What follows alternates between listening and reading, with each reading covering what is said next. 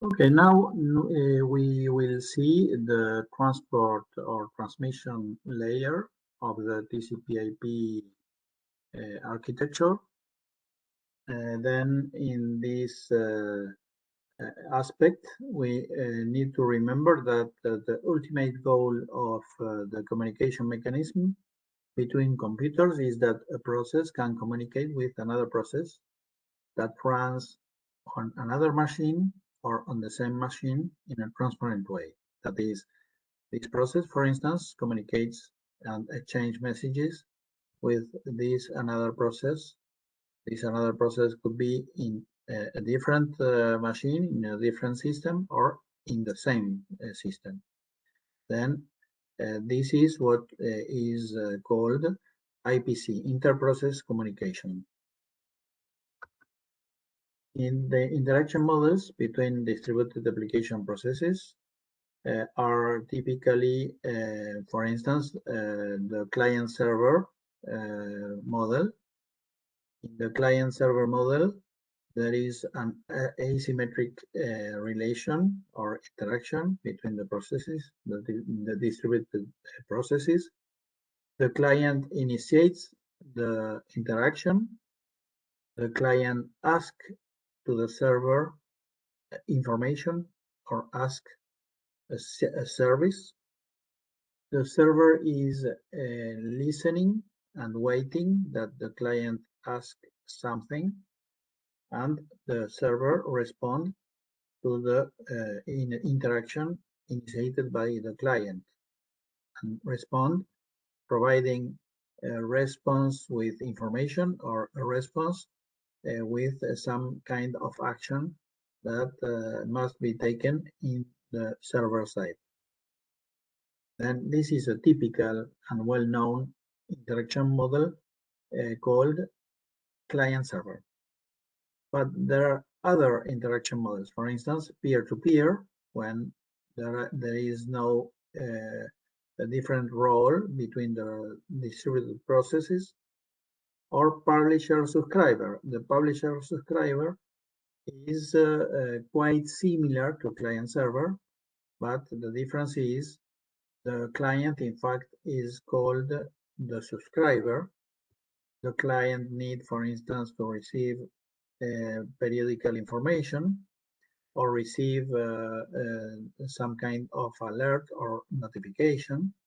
Then the client, the subscriber, asks to the server to be registered as a subscriber. That is an entity that needs to receive some information, for instance, information related with some particular events. Then the server, that is the process that, for instance, have information or is responsible to detect some event and inform the subscriber, is called the publisher. Then the publisher, when some event occurs, notify to the subscriber that that information related with that event. Then this is another model called publisher-subscriber. But in fact, almost every distributed application is based in an interaction model of type client-server. Well, in the TCPIP architecture, we have two types of transport or transmission protocols: the TCP, the Transmission Control Protocol, and the UDP, the User Datagram Protocol. Both protocols of the transmission or transport layer are end-to-end protocols. That is, are protocols that are that exchange messages between end systems and the intermediate systems. That is, for instance, the routers don't participate in the dialogue between the end systems. The TCP and UDP protocols travels over the IP protocol. And for instance, in this case, the PDUs, the protocol data units of both protocols, are called differently. In the case of TCP, the TCP PDU is called the segment, the TCP segment. In the case of the UDP PDU, we talk about the UDP datagrams. Both segments, TCP segments and UDP datagrams, are encapsulated in the payload of the IP datagrams.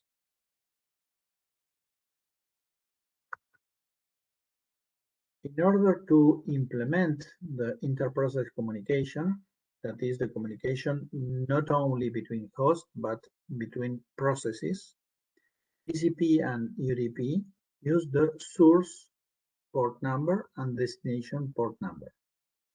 With that information, plus other information that we already know, for instance, from the IP layer, we could multiplex the traffic between different application processes using typically 5 parameters.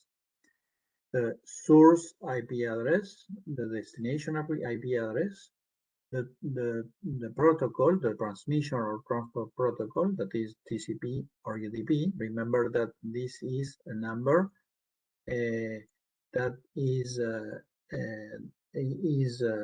codified in the IP header and indicate which is the protocol encapsulated into the IP datagram. And the other 2 parameters needed to multiplex the traffic between the application processes are the source port number or source transmission protocol port number. We could talk about simply the source port, and the destination transmission protocol port number, or simply destination port. The pair IP address and port number is called endpoint. Then those 5 parameters, we could identify an endpoint, for instance, where that endpoint is represented by the source IP address and the source port number, and the other endpoint identified by the destination IP address and the destination port number. And then the communication, not the connection, but the interaction, the flow between 2 processes are identified by 2 endpoints over a particular transport or transmission protocol. In a client-server application, when we talk about client-server applications, we talk about well-known services. In the case of the well-known services, the client-server use typically a reserved port or reserved port number, but that is used by the server side of the distributed application. Then the server process is listening in a reserved port. The reserved port typically is under the 1024 number. And the clients typically use what is called an ephemeral port. That is a port over 124. In that way, then the flow between 2 distributed processes in a well-known service are exchanged across the IP network between two IP addresses, one IP address that identifies the host where the client is running, and the other IP address where the server process is running, and the transport or transmission protocol, and then the port in the server side that is called reserved port, and the port in the client side that is the ephemeral port. The ephemeral port typically is assigned by the operating system to the client process. And the client process, when the client process need to establish a communication with the server side, will ask to the operating system an ephemeral port available, free. That's why then, if two clients of the same server are exchanging messages, exchanging traffic with the same server, the difference will be in the ephemeral port. Each client process will have in the same host different ephemeral port numbers. In the case then of the well-known services, there are typical well-known services over different transport or transmission protocols, and each well-known service has assigned a reserved port number to the server side.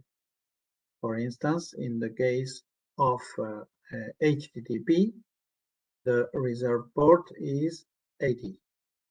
In the case of SMTP, for instance, in order to transfer mail messages, we use the port 25 over TCP.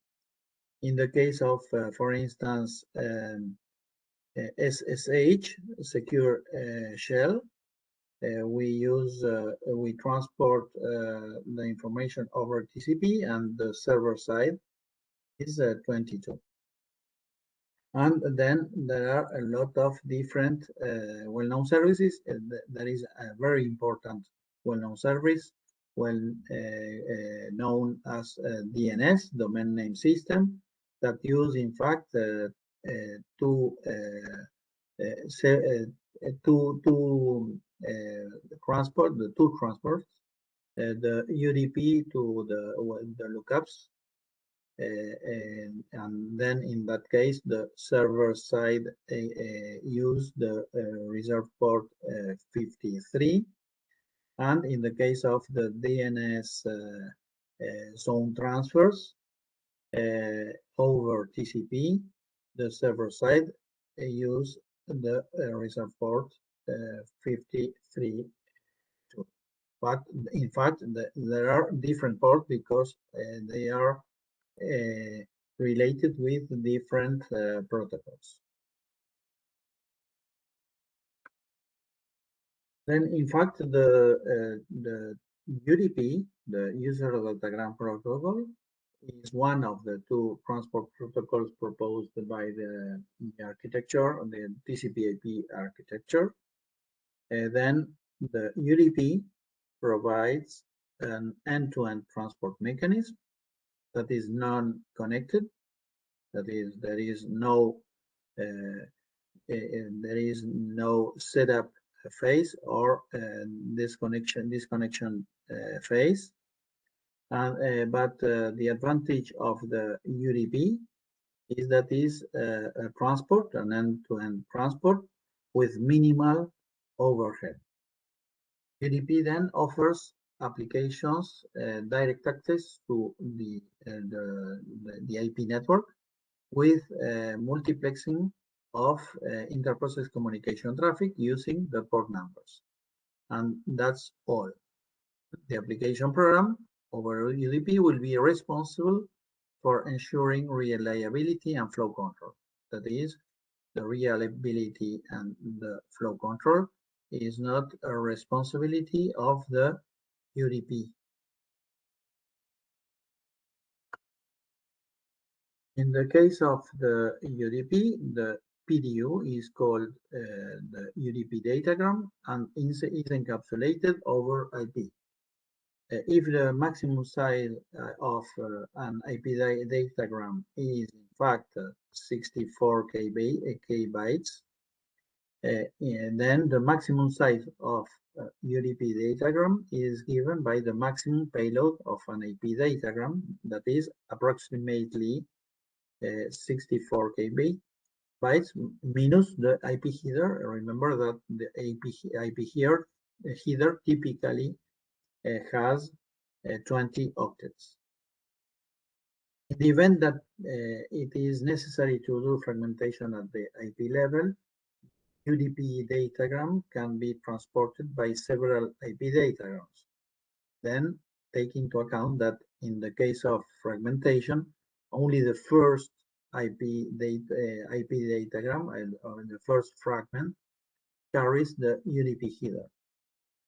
This is important to be take into account when you filter the traffic into, for instance, some kind of firewall perimeter control to protect the network. Then the user datagram protocol, the UDP, is defined in the request for comment 768. Is a connectionless protocol. Is not responsible to provide reliability, but in fact is a very fast mechanism to access to permit the distributed processes to exchange messages across the IP network. Then, due to these properties, UDP is particularly suitable for data queries where the amount of the data exchange is small compared to the more complex connection setup and disconnection of TCP. The DNS, for instance, use the UDP protocol. The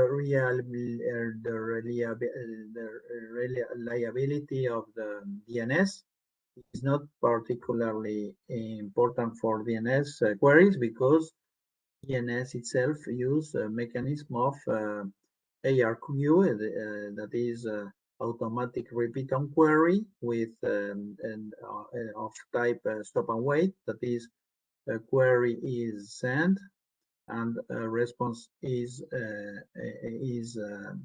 expected. But if the response doesn't arrive, the DNS client or lookup process could repeat the query until a response were obtained. In the case then of UDP, remember UDP is use PDUs called UDP datagrams. The UDP datagrams has a header of 8 octets. Then in the 8 octets are coded the source port number, the destination port number, the UDP length of the datagram, including the header of the UDP datagram, and checksum in order to detect errors.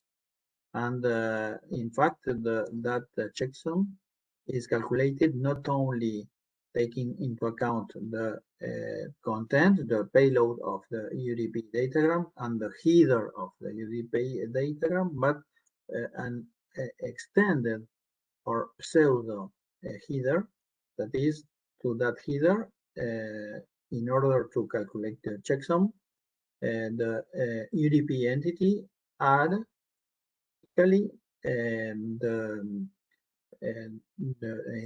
that pseudo header the source and destination address, and that is performed in order to be able to verify without a doubt that the packet reached its correct recipient. And finally, here you are a list of typical reserved ports in client-server UDP well-known services. Then, typically, for instance, for DNS, for domain name system, we use the reserve port 53 to the lookups. Or for instance, in the case of DHCP, we use the reserve port 67 in the server side and 68 in the client side of DHCP client server protocol.